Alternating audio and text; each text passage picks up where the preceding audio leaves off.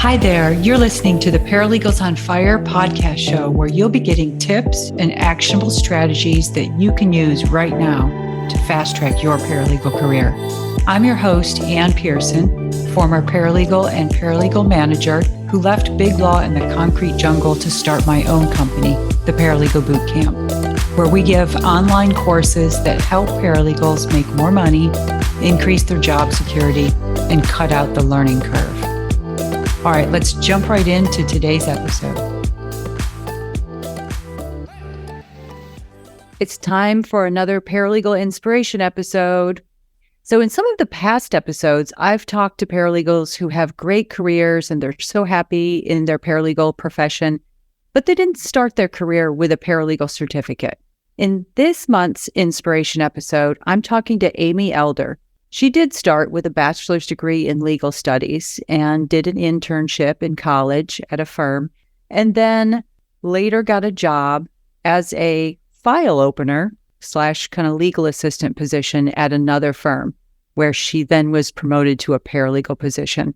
So Amy, welcome to the show. Hi, thank you for having me. So tell me a little bit about the interview for your paralegal position. Was it actually advertised as a paralegal position? How did you even get the interview? Because I hear so many paralegal graduates who submit their resume and they never get a call back.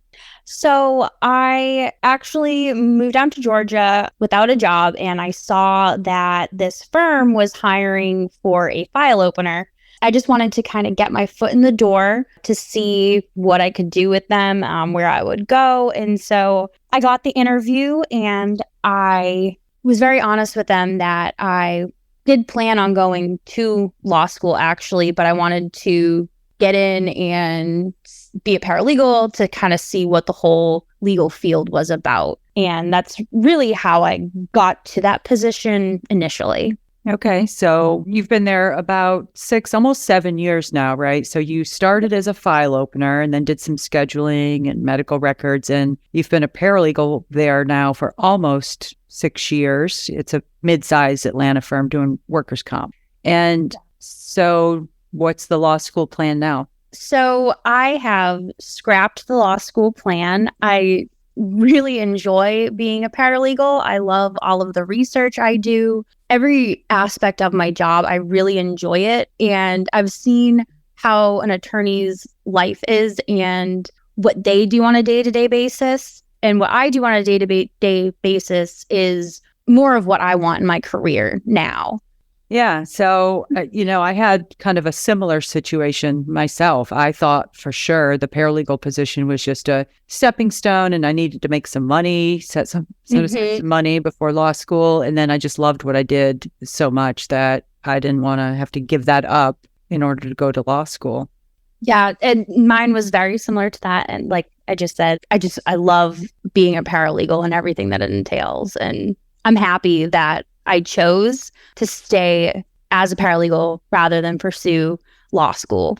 So tell me, let's back up to you get the position and you start there, you're doing file opening and all of that. How does that so quickly, how long was it? About a year? Yeah, it was about a year, maybe a little over, a little under. I don't remember now. So how did you move into a paralegal position so quickly when you start with no experience and you're opening files and doing scheduling? So I started off with that, and then I kept asking them for more work because I was finishing the basic file opening tasks so quickly that I just kept going through it. And I'm a person that I would much rather be busy than bored.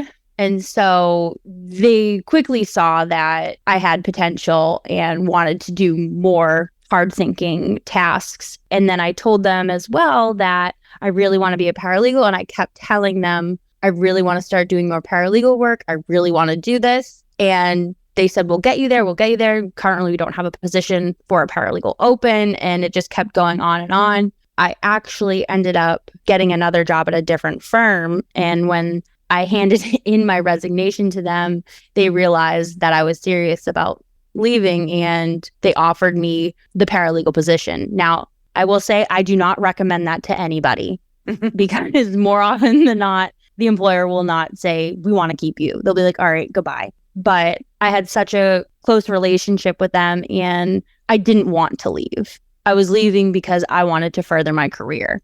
And they saw that. And I'm happy that they came back and were like, we'll make a position for you. And that's kind of how I got to the paralegal position.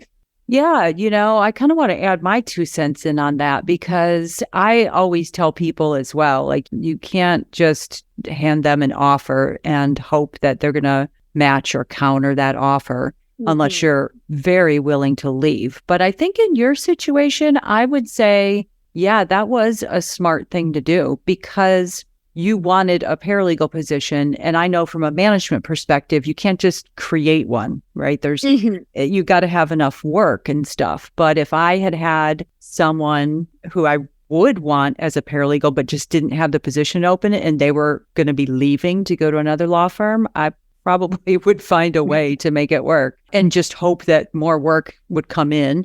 And you never know what's going to happen. You never know. I'm sure that probably, within the last 6 years, you've seen paralegals come and go at the firm. And so you never know when that position's open up. So yeah, I would say you did the right thing. I would actually recommend that to people that if you can handle the paralegal position and you've got it, at least give the current employer, if you enjoy working there, give them the opportunity to say, we'll make a position for you. Exactly. Yeah. And sometimes they will, and then other times they won't, where I've talked to people that did exactly what I did and it didn't work out for them. Thankfully, they did have that backup plan. But that's the one thing I got to say is always have that backup plan, because otherwise, if they do come back and they're like, no, we just can't open that position up for you. I'm sorry. That could be pretty bad. Yeah. Yeah. That's a good point. All right. So you're now in year 6. So you're no longer considered entry level. Tell me a little bit about what exactly does a workers' comp paralegal do compared to, I guess, some people might not know the difference between workers' comp, personal injury, litigation. Like what's a workers' comp paralegal do?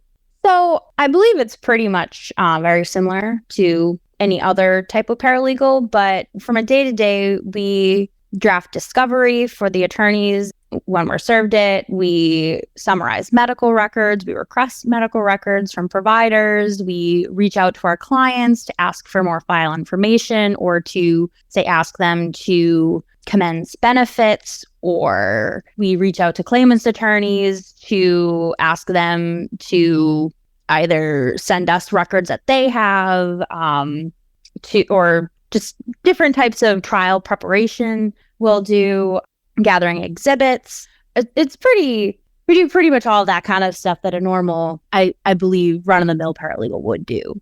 Yeah, I would say I agree. I'd almost say that it's the difference, like in litigation, because you're on the defense side of workers' comp, correct? Yes, that's correct. Yeah, so it would be similar. At one point I was doing securities litigation, and then I moved into antitrust litigation, and then I moved into construction litigation, depending on who the busy partner was and where I was needed. And it's workers' comp would just be another version of that.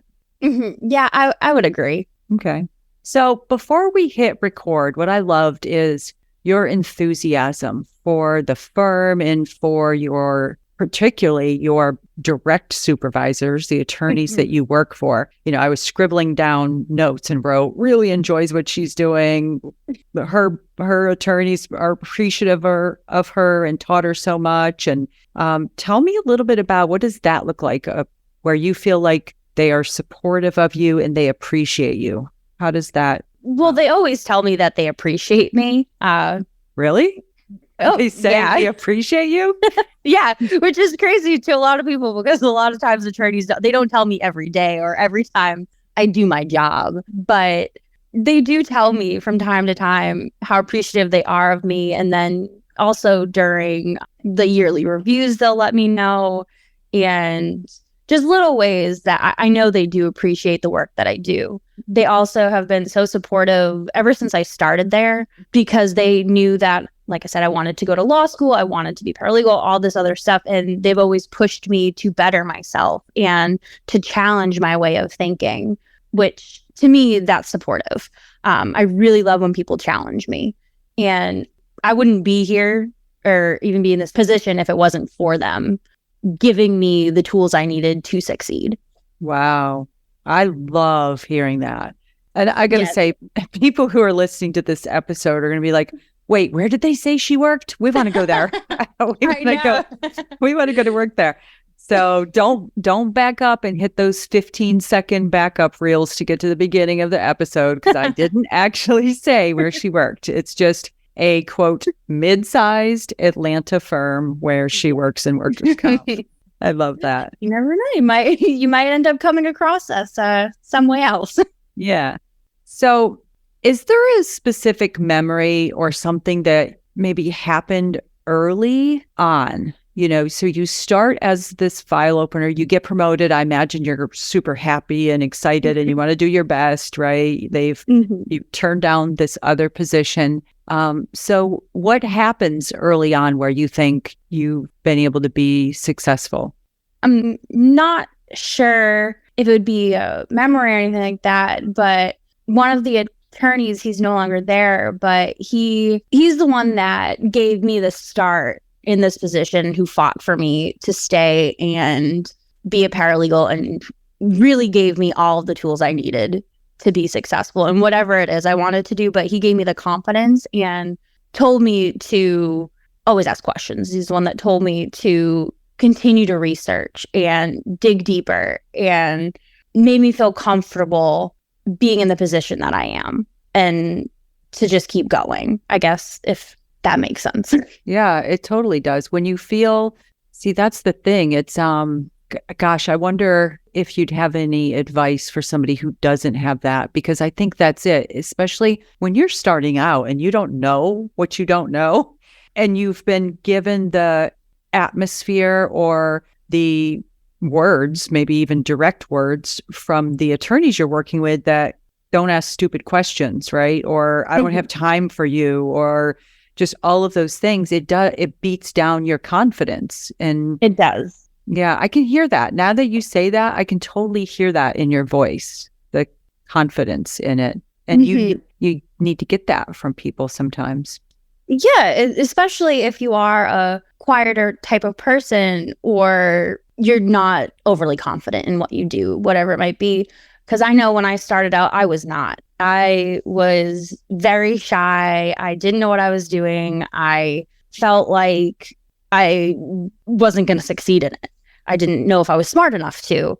But if you have anyone, it doesn't have to always be a boss either. It could be a coworker, it could be a friend, just really anyone to help push you to better yourself and to challenge yourself. I think that is the most important thing, when you can't always just challenge, when you personally cannot challenge yourself, when someone else kind of helps you do that is critical, I think, in moving forward in a career like this. I really like that. So listeners, go back and listen to that. You can do the 15-second rewind for that one, because I think it's important, because so many new paralegals feel the same exact way as what you said. And I would have never guessed, given your confidence level and just the way you present yourself, and the fact that you've been there 6 years, because let's face it, if you weren't that good at what you were doing, they would have gotten rid of you by now.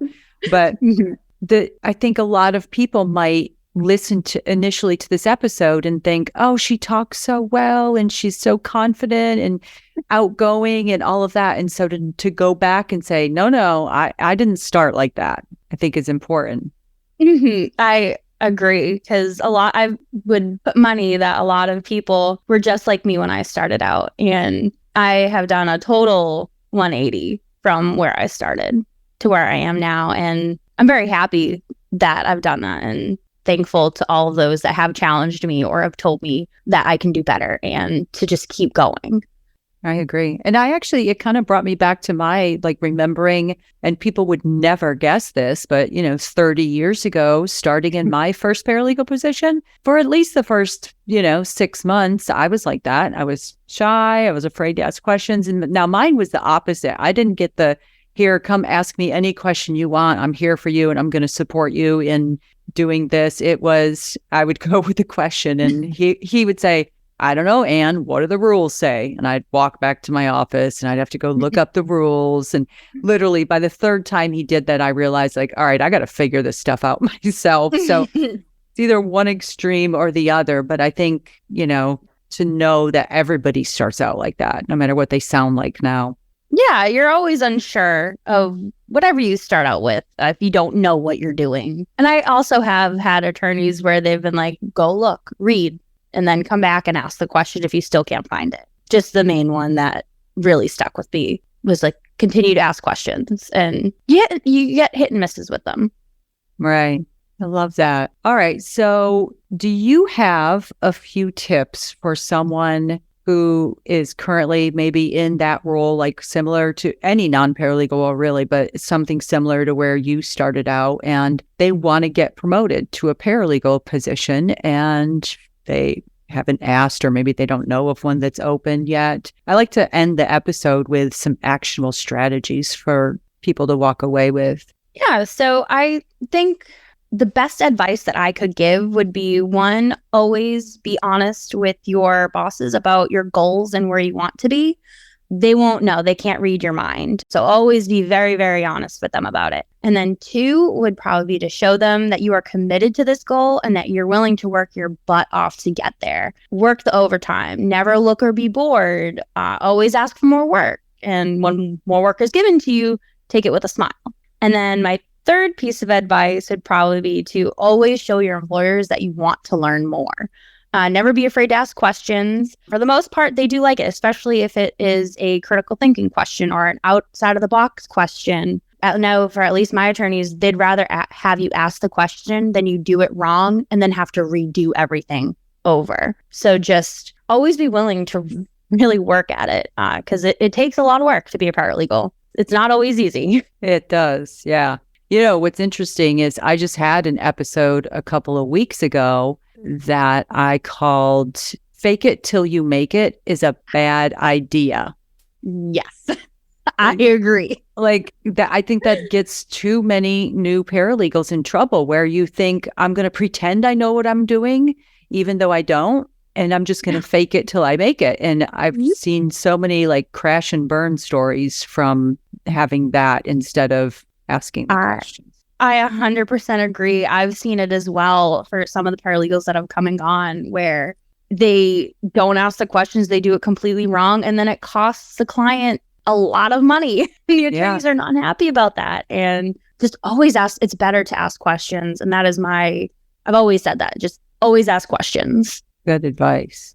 All right, Amy. Well, thank you so much for coming on and talking with me and sharing your insights and tips. I'm sure that someone's going to be inspired to ask questions and ask for that position.